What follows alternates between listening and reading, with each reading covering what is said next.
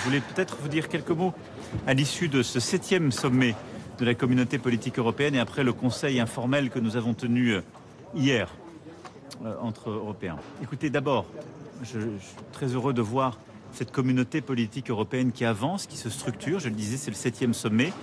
Les sommets à venir sont planifiés. Il y a maintenant un secrétariat permanent et on a pu consolider une série d'initiatives qui sont le fruit de cette communauté politique européenne et au fond dont le premier objectif, c'est de protéger les Européennes et les Européens et donc aussi les Françaises et les Français, en particulier dans des sociétés où on le voit bien, ça a été au cœur de nos discussions pendant ces 2 jours, où la menace est de plus en plus hybride, où on est dans un monde de confrontation et où la résilience de nos sociétés, leur capacité à résister aux attaques cyber, aux fausses informations, à toute forme de trafic qui peuvent participer de la conflictualité contemporaine est très importante. Ces dernières années, nous avons pu, dans le cadre de la communauté politique européenne, d'abord structurer des coopérations en matière de lutte contre les attaques cyber.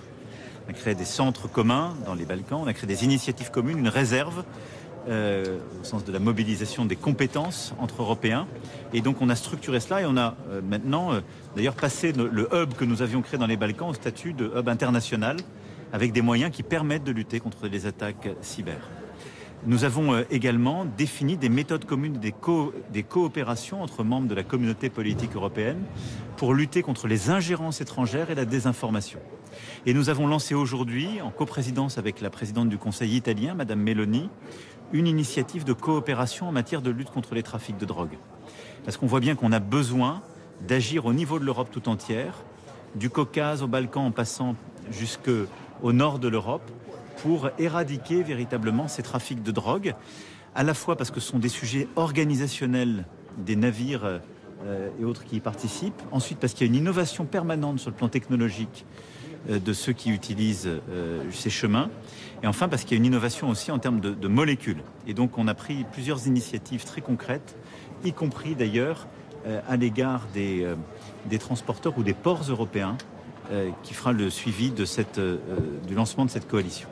Ça, c'est pour vous parler de la communauté politique européenne, de ce qu'elle produit de manière concrète. Évidemment, le premier sujet qui a été au cœur de nos échanges, hier comme aujourd'hui, est l'Ukraine.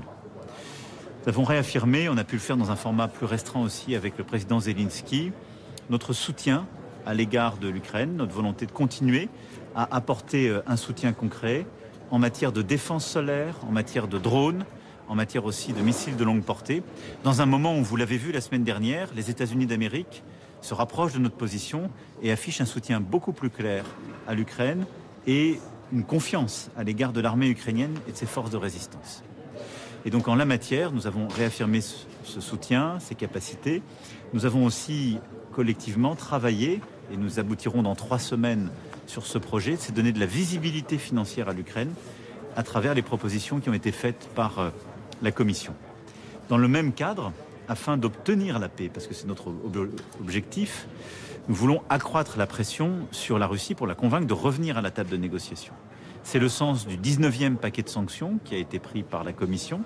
C'est le sens aussi d'une étape supplémentaire que nous franchissons dans la lutte contre la flotte fantôme. Il y a environ 800 à 1000 bateaux qui opèrent dans le cadre de cette flotte fantôme, sous pavillon souvent approximatif, dirais-je, et qui contribuent à l'effort de guerre russe, puisqu'ils financent 35 à 40% de l'effort de guerre de la Russie. Et donc on a pris ces dernières années beaucoup de mesures contre cette flotte fantôme, des sanctions, on les a élargies au-delà de l'Europe, c'était d'ailleurs, si vous vous en souvenez, un des acquis de la communauté politique européenne à Blenheim. Là, nous avons décidé de passer un pas en allant vers des politiques d'entrave, quand dans nos eaux, on a des bateaux suspects qui participent de ces trafics, et donc pour réduire évidemment la capacité de la Russie à continuer de se financer par ce biais et de financer son effort de guerre.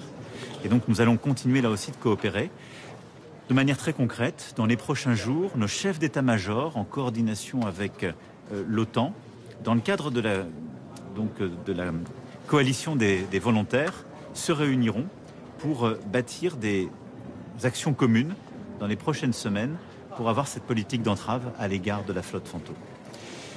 Ça, c'est sur l'Ukraine qui a été le cœur de nos discussions. L'autre grand sujet de discussion était évidemment la sécurité des Européens au sens large. On en a parlé hier dans un cadre strictement Union européenne. On en a reparlé aujourd'hui parce que je crois que tout le monde voit, je vous l'ai rappelé hier en arrivant, nous sommes dans un moment de confrontation permanente avec la Russie qui utilise en quelque sorte toute la palette de jeux de l'hybridité pour venir nous bousculer. Des drones, aux avions qui arrivent dans l'espace aérien, aux attaques cyber, aux attaques informationnelles, ce que nous avons vécu aussi devant plusieurs mosquées françaises avec des vraies provocations et des attaques. Tout ça, c'est la Russie derrière. En plus, évidemment, des actes de guerre que nous voyons en Ukraine. Ou de l'hybridité en poussant des migrants à la frontière polonaise. Tout ça se passe en ce moment chez les Européens. Et donc face à ça, nous avons vraiment acté d'abord de monter notre seuil de réaction, d'être là, de nous coordonner très étroitement avec l'Alliance, mais en tout cas de consolider la défense européenne. Solidarité de tous les Européens, réponse qui sera organisée à chaque incursion de drones, et évidemment les procédures qui seront suivies. Mais nous réaffirmons ici notre volonté de préserver l'intégrité de l'espace européen. Au-delà de ça, nous voulons continuer de monter l'investissement dans la défense européenne. Et c'est en cela que le programme dit SAFE est extrêmement important parce qu'il permet de financer justement cet effort, d'acquérir davantage de matériel, mais aussi de produire, d'innover. Et c'est pour ça qu'en européen, nous souhaitons faire davantage et nous organiser de manière très structurée. Ça a été le cœur de notre discussion hier après-midi. Cette communauté politique européenne a également permis de réaffirmer notre soutien à la Moldavie. Vous vous souvenez, il y a quelques semaines, plusieurs d'entre vous étaient à mes côtés, mais nous avons été soutenir la présidente Maia Sandu, qui était confrontée, elle aussi, à des attaques informationnelles et même davantage dans le cadre de son élection. Les pro-européens ont gagné cette élection, mais la pression russe continue de s'exercer.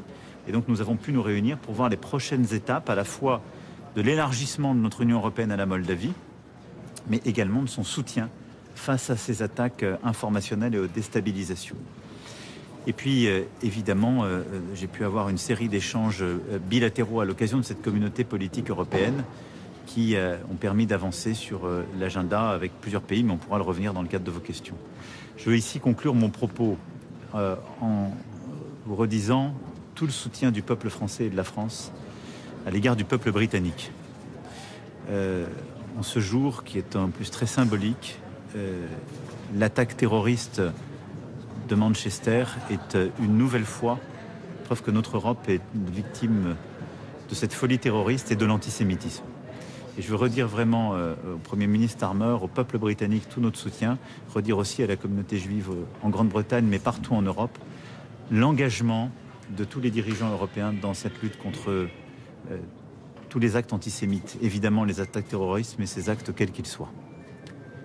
Je vais maintenant répondre à vos questions. Est-ce pour illustrer votre politique d'entrave que le navire auprès de Saint-Lazare était raisonné ou y avait-il des preuves? C'est exactement pour illustrer cette politique. Il y avait des soupçons et il y a donc eu une action de notre marine. Celle-ci a fait face à des comportements inappropriés et extrêmement agressifs à l'égard de notre frégate et des hélicoptères qui avaient été déployés et qui ont justifié ensuite l'ouverture d'une enquête et donc d'une action judiciaire. Après les raisonnements de plusieurs navires par les forces israéliennes, considérons qu'il faut provoquer l'ambassade d'Israël à Paris. Et considérez-vous que la flottille peut continuer sa route vers Gaza dans ces conditions? Nous demandons que toutes les règles soient respectées et que nos compatriotes soient protégés, comme il se doit. Et donc nous suivons de manière extrêmement étroite cette situation avec nos partenaires européens qui sont concernés, en particulier l'Italie et l'Espagne. Nous sommes très attentifs, nous demandons à ce que tous nos compatriotes qui ont fait ce choix, qui est un choix d'engagement, face à une situation que nous avons nous-mêmes dénoncée de la manière la plus officielle et face à laquelle nous agissons et nous voulons continuer d'agir, que nos compatriotes soient protégés. Et donc nous suivons cela en fonction de l'évolution. Nous prendrons les dispositions qui conviennent.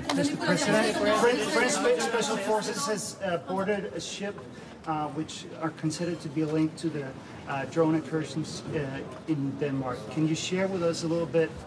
I'm very cautious because our services and our justice are still working. Le président français qui est en train de répondre à une question au sujet de ces drones de cet avion, pardon, de ce bateau, de ce navire pétrolier qui a été immobilisé au large de Saint-Nazaire. Et la question était de savoir si c'était en lien avec les drones qui ont survolé le Danemark. Donc le président qui juste avant ça était en train de s'exprimer notamment justement sur la pression qu'il fallait accroître, Thierry Arnaud, accroître contre justement cette flotte fantôme russe qui sert, il l'a rappelé à plusieurs reprises, qui sert l'effort de guerre russe. C'est grâce à cela que la Russie finance sa guerre en Ukraine. Exactement, il a rappelé qu'elle en était l'ordre de grandeur de 800 à 1000 vaisseaux fantômes, a-t-il dit, qui battent pavillons divers et variés, comme on en a eu la parfaite illustration ces derniers jours, et notamment du côté de Saint-Nazaire.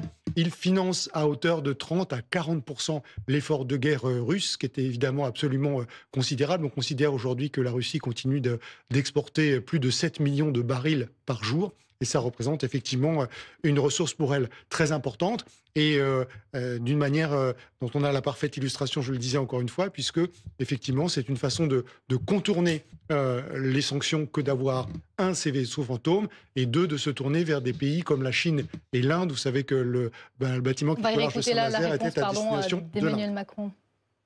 Ça n'aurait aucun sens. Depuis Copenhague. Il y a beaucoup d'engagement à définir quant à l'espace aérien européen. L'OTAN a déjà établi des règles d'engagement claires en ce qui concerne les drones. Et donc là, c'est très clair, quand un drone n'est pas identifié, viole un espace aérien, les pays sont totalement habilités à le neutraliser. Pour ce qui est des avions, nous connaissons les règles, elles supposent de se coordonner. Il faut que ces règles soient clairement établies, réétablies et lisibles, donc il ne faut pas de surprise. Et il se peut que dans des erreurs, des opérations, il y ait des violations d'espace aérien momentanées. À ce moment-là, ça se déconflicte avec le pays d'origine et le pays dont c'est l'espace aérien. Mais lorsqu'il y a une violation établie, il y a des mécanismes d'escorte. Enfin, je ne veux pas ici rentrer dans les détails, mais là, visibilité, ligne de déconfliction. En tout cas, la politique est simple. Nous ferons respecter nos espaces aériens et nous ne serons jamais, nous, dans l'escalade. Mais ne pas être dans l'escalade ne veut pas dire être faible.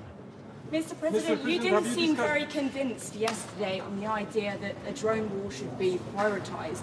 The EU has said that it wants to prioritise that and the sort of Emmanuel Macron, on vient de l'entendre, qui a répondu à nouveau à une question sur cette menace russe.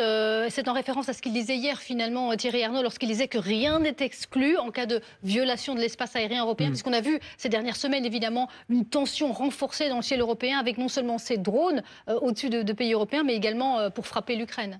Oui, effectivement, et on voit ce président français durcir le ton depuis plusieurs jours maintenant. Vous l'avez rappelé, hier à Copenhague et dans les colloques d'un quotidien allemand, la Frankfurter Allgemeine Zeitung, dans laquelle effectivement il est très clair sur le fait que, comme il vient de le dire d'ailleurs à l'instant, il ne faut tolérer aucune menace, donc avoir des règles d'engagement qui, dans le cas où la menace est précise et identifiée, peuvent aller jusqu'au fait d'abattre un avion russe dans l'espace aérien de l'OTAN et de l'Union européenne d'une part, et d'autre part, s'agissant des drones, la ligne encore une fois très claire, dès qu'un drone pénètre dans l'espace aérien européen, on est fondé, on est autorisé à le détruire, sachant que, évidemment, ça soulève une série de questions. Vous avez vu que le Danemark y avait renoncé, notamment parce que détruire un drone, ça peut générer des dégâts collatéraux, ça peut représenter un danger pour ceux sur lesquels, potentiellement, ce drone ou les pièces de ce drone peuvent s'abattre. Donc c'est toujours une opération délicate.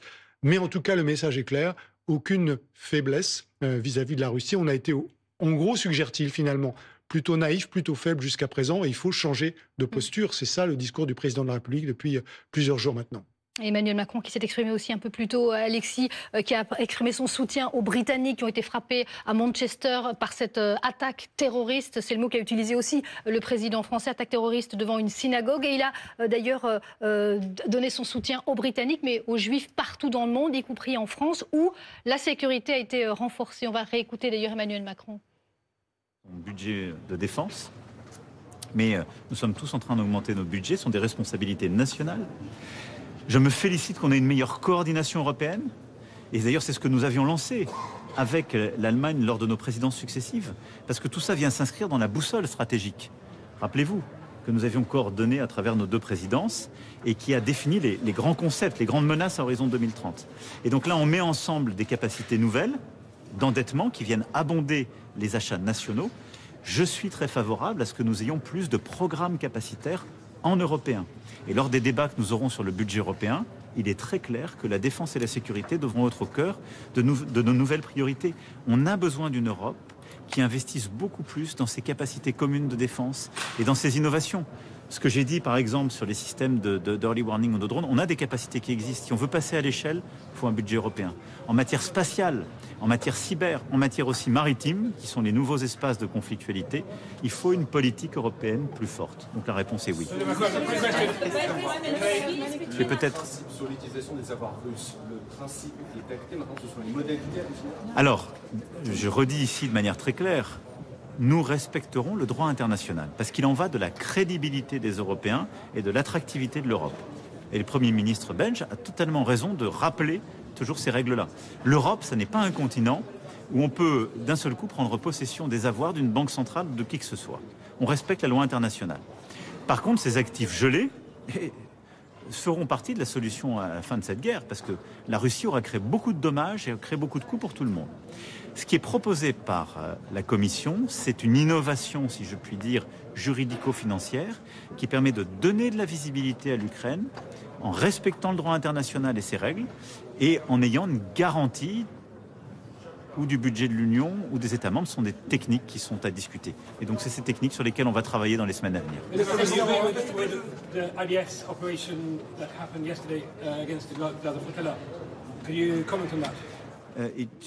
Emmanuel Macron, c'est important ce qu'il vient de dire au sujet de ces avoirs russes qui ont été gelés, parce qu'effectivement, il y a ces demandes, ces attentes notamment de l'Ukraine, qu'on puisse utiliser cet argent russe qui est gelé en Europe pour éventuellement soutenir l'Ukraine. Et il a répondu à cela. Oui, c'est un débat intense.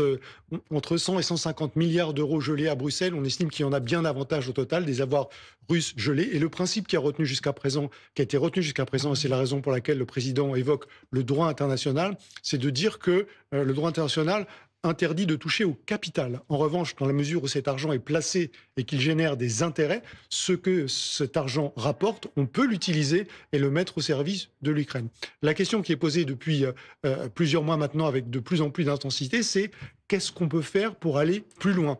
D'où ce mécanisme innovant évoqué par le président de la République, qui est une façon d'aller puiser davantage dans ces ressources très importantes pour les mettre au service de l'Ukraine, sans, dit Emmanuel Macron, contrevenir au droit international, sachant qu'il y a évidemment potentiellement des ressources considérables qui peuvent être utilisées dans ces avoirs russes qui ont été gelés. Merci beaucoup Thierry. On va réécouter le président Emmanuel Macron qui a fini cette prise de parole depuis Copenhague au sommet européen, la fin de ce sommet européen. Emmanuel Macron qui a appelé à accroître la lutte contre ces flottes fantômes russes, en référence évidemment notamment à ce pétrolier suspecté d'appartenir à cette flotte fantôme qui est immobilisée au large de Saint-Nazaire. Donc le président français qui s'est exprimé à ce sujet, on l'écoute. Là, nous avons décidé de passer un pas en allant vers des politiques d'entrave. Quand dans nos eaux, on a des bateaux suspects qui participent de ces trafics. Et donc pour réduire évidemment la capacité de la Russie à continuer de se financer par ce biais et de financer son effort de guerre. Et donc nous allons continuer là aussi de coopérer de manière très concrète. Dans les prochains jours, nos chefs d'état-major, en coordination avec l'OTAN, dans le cadre de la coalition des volontaires, se réuniront pour bâtir des actions communes dans les prochaines semaines pour avoir cette politique d'entrave à l'égard de la flotte fantôme. Ça, c'est sur l'Ukraine qui a été le cœur de nos discussions. L'autre grand sujet de discussion était évidemment la sécurité des Européens au sens large. On en a parlé hier dans un cadre strictement Union européenne. On en a reparlé aujourd'hui. Parce que je crois que tout le monde voit, je vous l'ai rappelé hier en arrivant, nous sommes dans un moment de confrontation permanente avec la Russie qui utilise en quelque sorte toute la palette de jeux de l'hybridité pour venir nous bousculer. Des drones, aux avions qui arrivent dans l'espace aérien, aux attaques cyber, aux attaques informationnelles, ce que nous avons vécu aussi devant plusieurs mosquées françaises avec des vraies provocations et des attaques. Tout ça, c'est la Russie derrière. En plus, évidemment, des actes de guerre que nous voyons en Ukraine. Ou de l'hybridité en poussant des migrants à la frontière polonaise. Tout ça se passe en ce moment chez les Européens. Et donc face à ça, nous avons vraiment acté d'abord de monter notre seuil de réaction, d'être là, de nous coordonner très étroitement avec l'Alliance, mais en tout cas de consolider la défense européenne. Solidarité de tous les Européens, réponse qui sera organisée à chaque incursion de drone et évidemment les procédures qui seront suivies. Mais nous réaffirmons ici notre volonté de préserver l'intégrité de l'espace européen.